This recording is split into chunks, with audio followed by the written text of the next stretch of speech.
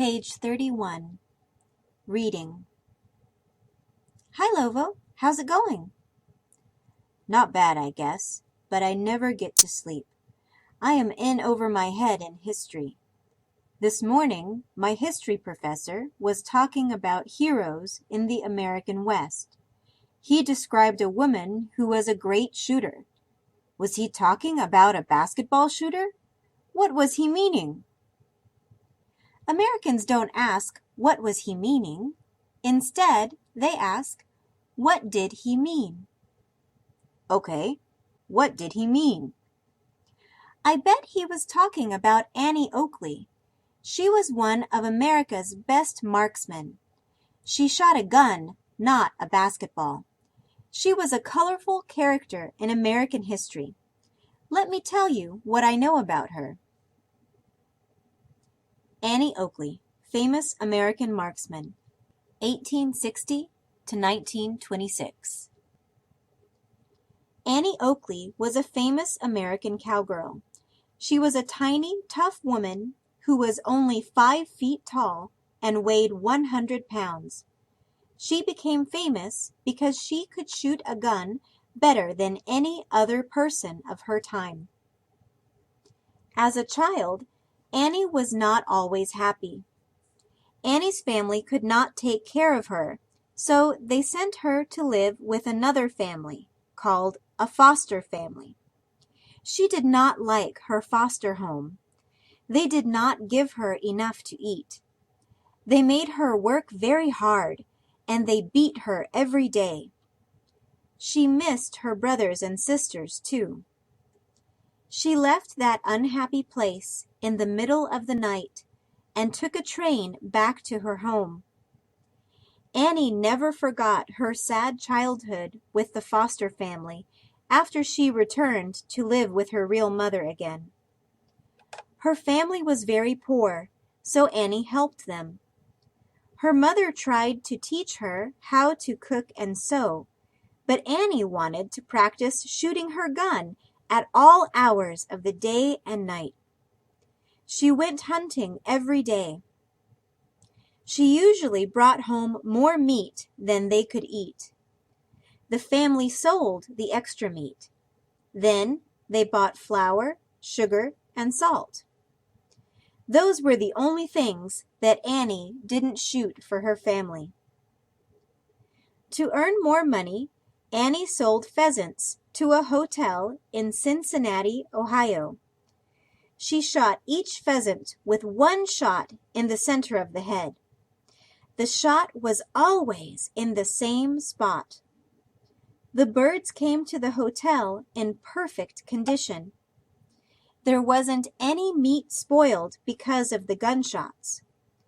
The hotel paid her more for her pheasants than they paid anyone else. She was able to pay the mortgage on her family's farm. One day, she heard some gunshots at the hotel. She asked, "What is happening?" The man at the front desk of the hotel said, "Those shots come from next door every Tuesday afternoon. It's a German shooting club. Some old men have contests every week. They are always arguing about who can shoot the best." Annie asked, "Can I shoot my gun in their contest?"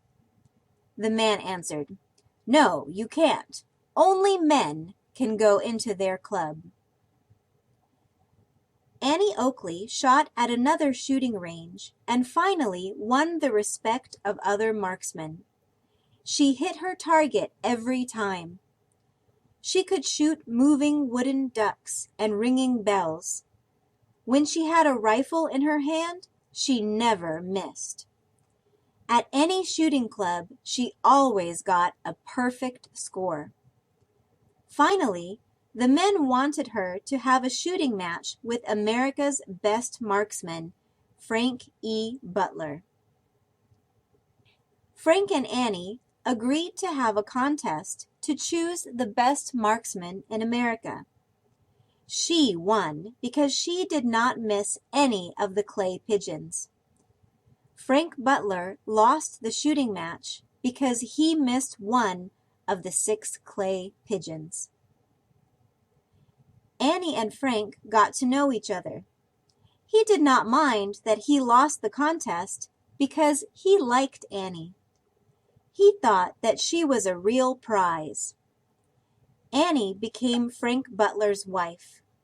She was a beautiful bride. They loved and trusted each other very much and worked together every day.